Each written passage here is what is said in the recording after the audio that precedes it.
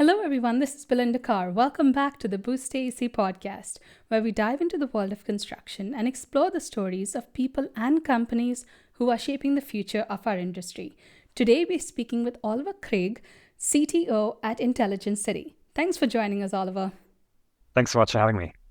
So, I have been following Intelligent City's work for about 2 years or so. I think 2021, 2022, that's when I first came across your company. And I was very interested in mass timber back then. That was my first real introduction into mass timber. And since then, I've learned a lot about it. I've toured a lot of factories. And Intelligent City, you all are based in Vancouver. You all are doing something pretty unique. And you'll have a lot of exciting announcements. And your LinkedIn page and everything has been really active. So I'm excited about this podcast. I'm excited to learn about your passions and your work at Intelligent City. So thank you again for being a guest. Yeah, glad to be here. Yeah. So before we dive into everything you're doing at Intelligent City, let's talk about you. You have an architecture background like me, but you took it a step further. You have a PhD in robotics in timber construction. Correct. Probably the first person I've met that has a PhD in robotics and timber construction. It's a very specific field. So I'd love to learn more about how you found your passion and that very specific niche. Yeah, for sure. I think that's you would probably find a few more people with that. Where I come from, at least, I could probably give you a dozen or 2 dozen contacts of these kinds of people. I think it is definitely a niche in the sense when you think about architecture or architectural education. Obviously, architectural education in traditional sense is a lot more about the design process, building code, construction, structural design, and so on. But there is there has been an emerging field of architectural design research that is interested in questioning what technological innovation can do to the design process and also to what they like to call the materialization. So the production, construction, whatever it is, right? Whatever materializes the actual design. And it started a very long time ago, probably in the 70s and 80s, when computers first got involved in architecture schools and when researchers and professors started to think about how to use computers in the design process, and later on with CNC machines and then industrial robots also more sort of on the side of manufacturing. And I think what's interesting is that architects are, a very, very generalized people. They have a lot of Jack of all skills. trades, yes. Exactly. Problem solving, creative problem solving, really sort of bringing together different ideas and finding good solutions. Maybe sometimes a little bit too creative, maybe not enough academic, maybe not sort of enough, scientific. But it's a really good mix. And I think what happened in the early 2000s was that architects started to discover industrial robots, and they were really intrigued by that machine. Funny enough, they're not actually that different to CNC machines. So I wouldn't necessarily say that it was more sort of not really a gradual exploration from CNC to robots. It was just that the robot was so different, and yet it was actually quite accessible in terms of programming it. And I think that really piqued the interest of some researchers. And so over the years, more architecture schools got into getting a robot, putting a spindle on it, or a gripper, or a 3D printer head, and trying to experiment and sort of see what happens if you as an architect have access to such a machine, and you can actually now design something that is really made to be produced by that machine that you may also have designed. Yeah. So now you start connecting manufacturing and architectural design, and that sort of was that field that I happened to come across, and I got really into it over It just time. clicked. You're like, this is it. This is what I want to Exactly. be, what I want to Yeah. get into. Yeah, I guess I've always been a bit of a nerd, so I liked bringing design and technology together, and so I really got into it without really thinking much about what would happen afterwards. Like I just really found that I'm interested in it, and I got good at it, and so I kept going in that direction. So when you were first introduced, you talk about CNC machines. Like there was obviously a transition from like laser cutting to CNC to 3D Yeah. printing. And then now when we talk about robotics, there are so many different types of robotics. Are you talking about more like a gantry style, similar to a traditional CNC machine? Or were you like in your early stages of your career, were you exposed to more 5, 7 axis robot arms with different heads that you could switch out? Yeah, that's a really good point because, actually nowadays there are so many different robots that it's really important to distinguish. And to this point where I sometimes argue we have to take away the attention from that industrial robot arm because it looks so nice, it's red or orange, and it looks fantastic when it moves around like a big bird. It weighs 2 tons. It's a very impressive piece of equipment. But a robot itself, like that kind of robot, that's the one that we had at our school in Germany, um, is not the only solution to Exactly. your problem of manufacturing, right? It could be a gantry style machine. It can be a CNC machine. It can be a mobile robot, right? It can be something that crawls around on the floor and does some marking or something else. So there are many different variations of automation. It's just if you take the envelope of automation, what I I mean, it learned, could be just a simple assembly line that nails in. Like yeah, I've seen the stud nailers. There's nothing fancy about those. It's just an assembly line with rollers, and you get these studs, and all the nails are just shot into the studs. That could be considered a robot too. I mean, there's so exactly. many definitions of a robot in construction. Absolutely, yeah. And that's exactly what we're looking at our factory right now is, there are robots, yes, and they can do really cool things, but they can't do everything. And exactly what you said, maybe we just sometimes need a conveyor belt and a Exactly. few actuators that do something to the material, and that's enough. And that automates a certain process, saves us time, and makes it more precise, and more predictable, and so on. So when you were pursuing your PhD in robotics, you had to not only learn all these different types of robotics, but I assume you had to learn the limitations of each one of them too. And it's really great that you bring up the 5, 7 axis robot arm, like I want to say the KUKA robot arm, because that's probably the one that's most people have seen the most. But from what I've read, like one of the major limitations to using that in construction is that repetitive tasks can really cause a lot of wear and tear on those robots. So they may look cool, but they're not applicable for every instance. And is that something you had to learn or you discover through conversations with different people? Yeah, we learned for sure. I mean, we actually a whole, I would say, field of research emerged when we started working with the robots and explored sort of what are the constraints. And we learned, we one thing we did differently from the beginning, which I think is very important, is that we didn't sort of program a single job for the robot and then we just repeat that. That's what's happening in car factories or other big production plants is you sort of program, 1 or 6 or 12 different jobs, and then the robot just picks from those and just repeats them over and over again for 5 years, and then you replace the robot. What we used it for in the context of parametric design, we used it to have parametric manufacturing. So every piece that the robot would assemble or mill, cut, right, would be different.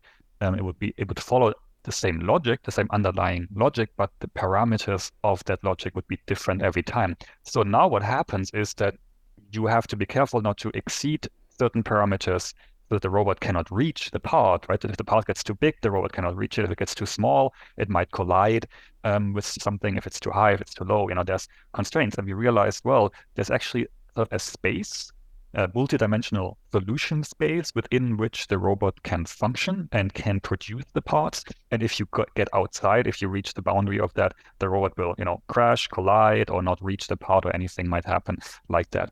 And that's actually part of my PhD is sort of quantifying that in a way, analyzing the robotic reach and configuration and what impact that has on the design space of the parts that you make. So it brings sort of a real focus on the relation between the designing the manufacturing process and designing the design space in which you can then make a solution, right? So Yeah, this is the perfect segue into your work at Intelligence City. You have been at the company for 6 years. That's wow. I thought it was like 3 years. Oh my gosh. So tell us a little bit about, were you one of the first founding members of Intelligent City? Not founding, but yeah, I was basically the first employee. Um, the two founders, Oliver Lang and Cindy Wilson, were architects, or still are architects, have been for 25, 30 years, and have been working sort of on the other end of that spectrum in a way. They've been working on designing and building buildings, especially housing, and already 10 years before then, explored ways to, I think the idea was we have really good ideas of how to make more livable urban spaces, urban buildings that sort of combine a little bit the idea of your own, single family house and the more denser living in, mid-rise and high-rise buildings. Which is really sort of the big gap here in North America, right? It's really the missing middle, as everyone talks about it. Basically 3, 2, 6, 8, 9, 10, 12 stories.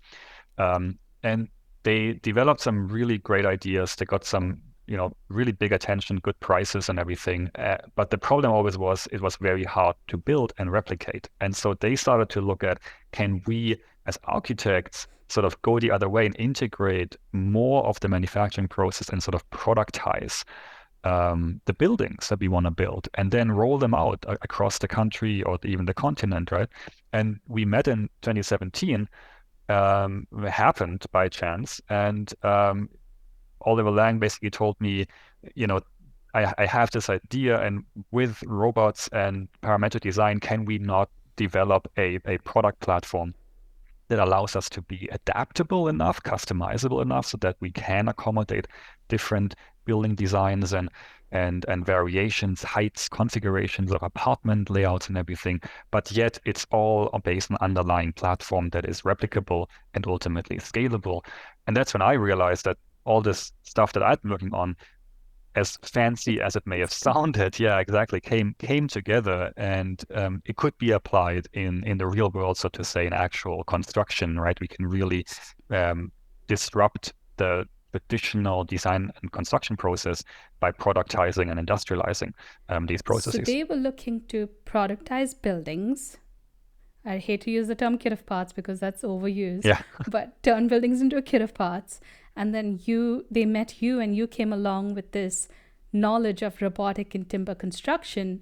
And you said, let's figure this out. Let's use mass timber milled with robots, or I guess, I don't want to say just milled, but yeah, fabricated with robots to turn buildings into products. And then that's when things started to click and Intelligent City started became more of a solid idea.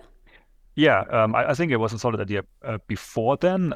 Maybe not necessarily exactly on the kind of technology that we needed, but that was also the time when the founders started to go out and look for venture capital funding. And so when I joined, that was sort of the first thing we did in the first couple of years. We got seed funding and government grants. Canada is very, very big in grant funding for business, startups, the forest industry as well. So the decision on mass timber, I think, was already there. It was a relatively new material. I mean, it was only adopted in the building code in Canada in 2014, so 3 years prior. And it became very clear that this is the right material to do prefab for high rise. Otherwise, you're always left with the question of your carbon emissions and sustainability, and so this sort of it all sort of came together like that at maybe the right moment, right? Yeah, you have to explain this to me because this is an incredible story. Y'all acquired a factory about 2 years ago or so, and I came across an article on LinkedIn and a couple of other websites where y'all talked about getting your factory up and running this year. Can you talk us through the setup of a factory? Because a lot of people have this misconception that, hey, I'll just raise venture capital money, use that to buy a couple of robots, calibrate them in a month, and that's it. I can get my fabrication factory, my offsite prefab factory, whatever you want to call it, get that up and running in under a year or so. But that's not true. It's a lengthy process.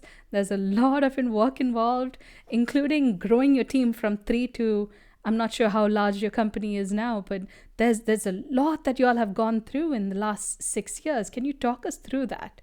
Yeah. Yeah, we are a bit over 50 now, and I think we are now more than half is actually in the factory, either on That's the factory awesome. floor Wow. or in the management of the factory. Yeah, no, But it is. robots do everything. Why do you need 25 people in the factory? I'm just We kidding. we need a lot more robots, that's for sure.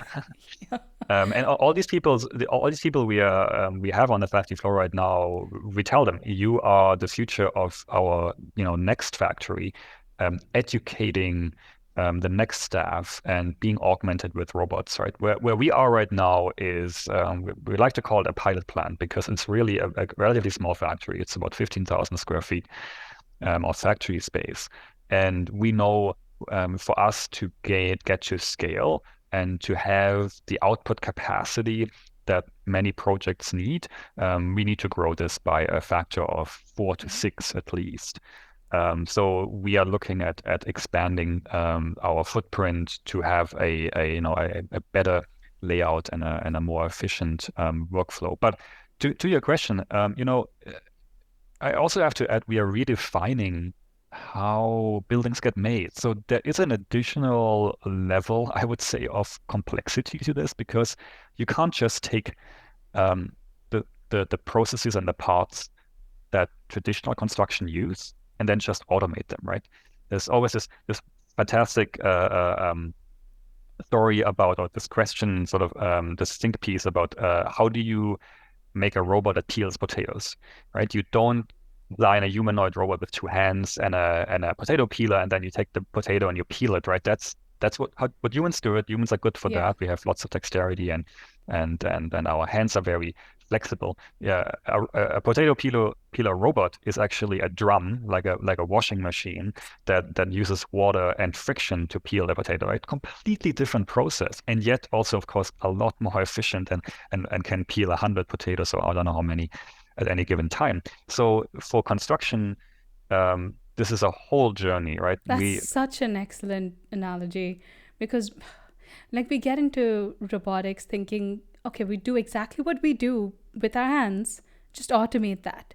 But Yeah, that's not the most efficient, productive way to do things. You have to rethink the entire process. Like I've toured a couple of mass timber factories up in Washington, Spokane, close to where y'all are, and one of the people said, I wish we could just stop using 4 by 8 sheets of drywall. I wish there were much larger sheets because it would make us far more productive. And that's one of those simple things. Like, why are we constrained by this simple 4 by 8 sheet? And we do that because humans are involved in traditional drywall installation. But when we're talking about robots, we have to completely throw that out of the window and find an alternative product and with alternative dimensions. So exactly. I agree with everything you're saying. Yeah, and it goes down the entire supply chain, right? It goes down to the sawmill basically, yes, especially in CLT or mass timber production, and then using that to make building components in a factory. I give you some other examples. A screw is actually a very human innovation. Putting a very big wood screw, right? Wood structural screws like to be sometimes 200 millimeters, 8, 9 inches long. Automating that is at the moment not possible. There are no companies that make screw aggregates that you can put on a robot to put in such large screws because they require a ton of force feedback and the sort of feeling sort of how the screw is going into the wood, if it hits a knot, if you have to reorient, how much you have to push without stripping the head, or breaking the screw even, right, or breaking the tool. So nailing and gluing are much easier to automate, right? So you're exactly right. The 4 by 8 sheet comes from humans lifting and carrying things. So you have a ton of parts that are sort of in the 20 kilo, 40-pound range, and then you have a huge gap, and then everything is done by crane, right? Then you have like 5 tons, 10 tons, but actually way too heavy, way too restrictive for using that in a factory. So this big gap in the middle that where industrial Another robots, missing middle. yeah, Right. exactly, is sort of in the 100, 200, 300 kilo or pounds, up to 500-pound range. And this is how we sort of rethink a little bit how our manufacturing process goes. We don't take massive CLT sheets that are like truck sized, because then you need a huge gantry crane and a huge CNC machine to process them. We use smaller parts. We process them in our sort of our own development of a robotic milling center, and then they go and they get reassembled into larger components. So that only at the end you have this very big component that goes straight on the truck and out onto the site. So, how many projects have you all worked on so far? So, part of the reason why it's been 6 years is because the industry moves very slowly. Yeah, absolutely. And innovation in that regard, gets hindered by like first of all, it's mass timber, right? So there is innovation already involved. So jurisdictions and the permitting process are already inherently a little bit more difficult, especially in cities where you might be the first to build a mass timber building. We have a project in Ottawa. We didn't even know we were the first to build a high-rise mass timber building in Ottawa, and so we had to, really talk to the city, and make them understand what kind of certifications we have and what that means and how the process usually works. And then we had the pandemic and everything, so projects got canceled and delayed. And so it took us really 5 years to get to a project that was ready to be constructed. And Is that the project behind you? that behind me is actually a mock-up. It's a 25 by 25 foot, sort of a two-bedroom sized building that has all of our components in it. We did that last year in anticipation of starting production. So we wanted to have sort of one last big check how everything goes together. Learned a ton again, and updated our components. And we have been in real commercial production since the beginning of the year now. That's a 9-story building, for which we are actually only supplying the envelope. It's a passive house certified envelope. It uses our envelope system, but has a custom cladding on it. And it's a 9-story building. It's a 50 unit, I believe, affordable housing project. And we just signed other contracts for follow-up projects that we will develop, where we will supply the entire structure and envelope. So that's kind of what we ultimately manufacture ourselves, is the structure and the envelope of the building. But we design and engineer the entirety of the building, because we have to control how everything comes together so that we can actually make it into an actual product, right? Yeah, that's really exciting. Lots of 2024 seems like it's a fast-paced year for your company. Yeah. But so you talked about having to control, but not in a negative sense, having to control all these different aspects of how the building comes together, just because you all are doing something unique. How have architects and structural engineers responded to that? Um, That's a very good question, and I think it's one of the challenges that our industry has. On the one hand, it makes the process easier, because you have a well-defined system with which you can work and design within its constraints, right? The reason we developed our system this way is because we have an architecture foundation and a design background, right? So we know what the product really needs to look like to be attractive and to have apartment buildings that really work and are very livable. That's one of our founding principles, is livability as well as sustainability.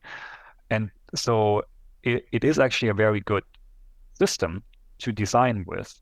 The the challenges that we see, however, is that the traditional process of how buildings get designed and constructed is very hierarchical and is very sort of Hierarchical and fragmented. Like everyone wants their hand on the project, and you're exactly, like, just we got this. Everyone just back off. exactly. Um, and so what we actually do is we are the architects as well. so that we don't have to sort of disrupt that process. It's very unfortunate if you go into an existing team where you already have an architect, and that architect has a certain idea about the design of the building, and then here we come and tell them that doesn't work, because now we are the bad guys, right? Now we sort of are perceived as constraining the design freedom of the architect, and that's obviously a fundamental issue for industry, right? Every Yeah. architect designs basically with a completely clean slate. There are no constraints. They can do whatever they want because the builder will eventually find someone, some trades, and some To cladding figure it material out. and to, Yeah. to figure it out on site, right? And it doesn't really matter. And the plans that the architects are drawing are design intent only anyway. They're not even the Yes. actual construction set.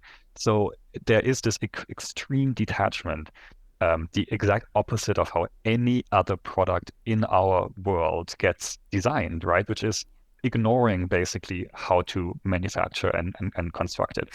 And so it's much easier if we are the architect and we take the role of the architect because someone has to, right? That's still a given. That's still a required process by law. But because we are the architect, we can take on the design process, and we know what to design within the system because we designed the system, and we know what the system is meant to do, and that sort of streamlines the entire process dramatically. Whew, that's y'all are.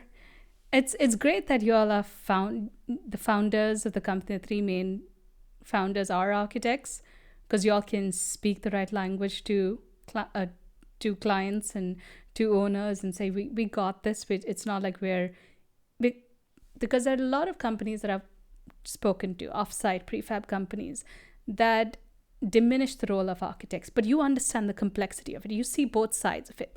Like just now when you were explaining the current state in which architects work, it is very clean slate every single time.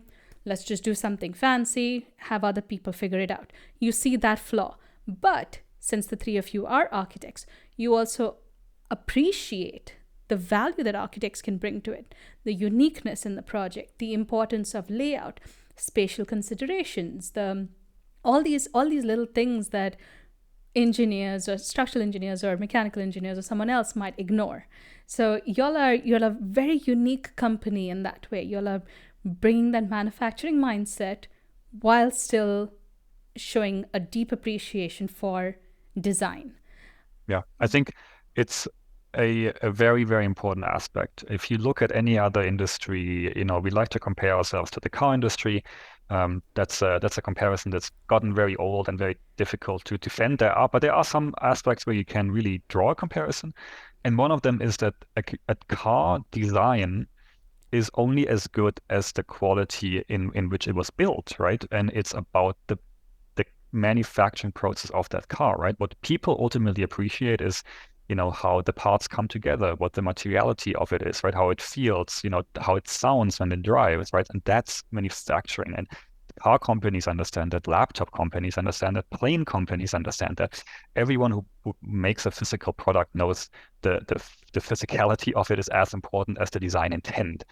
And so it is only natural for us that we have to change that as architects. Architects have to become the product designers, basically, of a product. In our point of view, that's sort of what our architects are becoming, is they're becoming the product designers, and they execute on the projects. And admittedly, in architecture, projects are different. There's always some unique aspect to every building, some context-specific aspect, or permitting aspect, or building code aspect that may never be automated, but a large portion of it can be. And so the architect sort of transitions away from sort of the custom tailor to the product designer. It's amazing that you're saying that, because it's reminding me of that phrase master builder. Like back Yeah. in the 50s and all that stuff, architects prided themselves as being the master builder, and they had a really good grasp of in the engineering side of things, and all these different aspects of how a building comes together.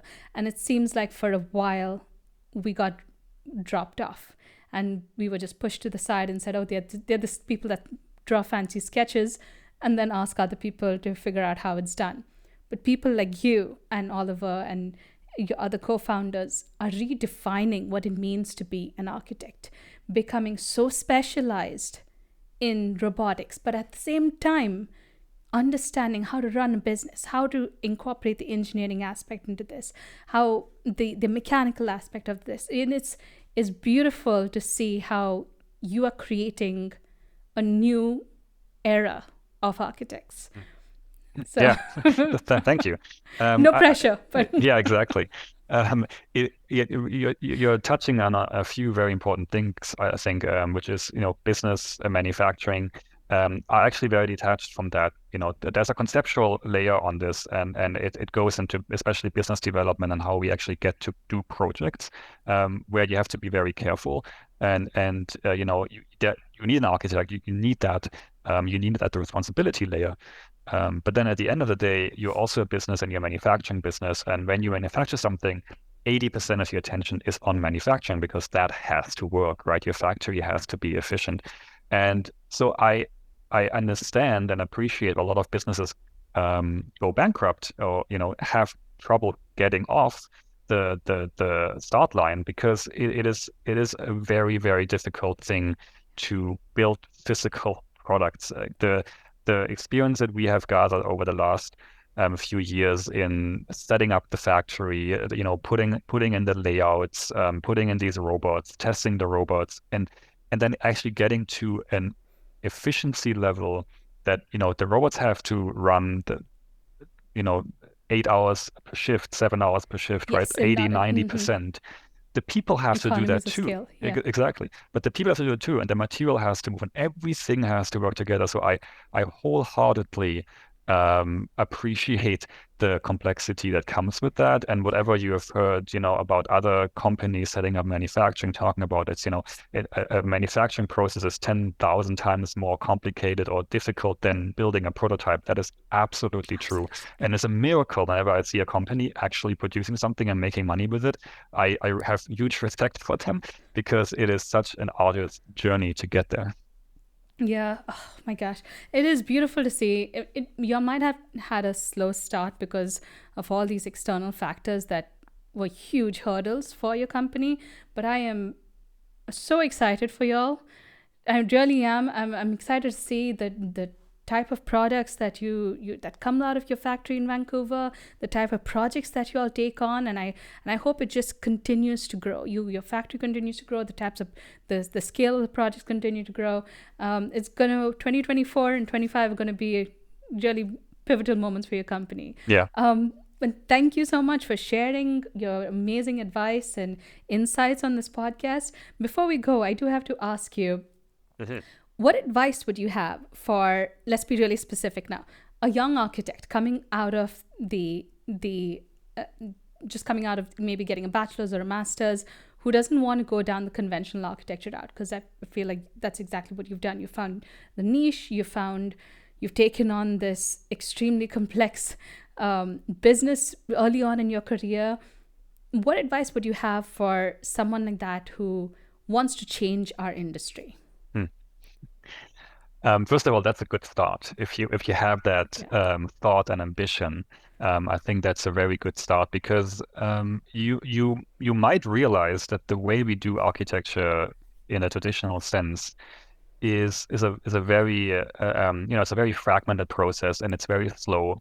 And from my perspective, when you do something that takes a long time, think about how to productize that. How can I take that, what I just did, and automate it or make it more efficient and replicate it and scale it up, right? If I design apartment plans over and over and over again, well, I'm learning something here, right? I'm building a library of knowledge.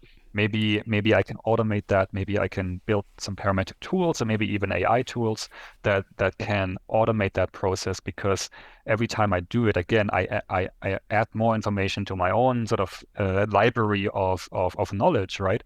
And I think we have to, as architects, we have to get, like you said, we have to push through that idea that we are only responsible for the design and we don't care about how it's being made. That is completely wrong. We have to care as much about how it's made as about the design, and we have to connect those. We have to collaborate. We have to reintegrate ourselves into the materialization process, into construction, to the trades. They make the building, and we have to talk to Stan, them, yes. right? Yeah, they make the building stand as well. So, and the engineers too. And I think we have to just make this process a lot more collaborative. We have to standardize a few things because if we do that, we allow for automation, right? So if we systematize and standardize the processes, now we can automate. Now we can collect data that is all, the same type, and we can analyze it. And that ultimately allows us to industrialize our industry and move away from this sort of one-off, One-off. tedious project-based workflow. Blank slate every single time. Correct. Exactly. Yeah. Oh, we have the same mindset, Good. Oliver. Let's do it. Yeah. Again, thank you so much. It was such a pleasure speaking with you, and I'm looking forward to seeing everything Intelligent City produces. You're welcome back on the podcast at any time, Oliver. Thank you so much. Thanks for having me. Thank you.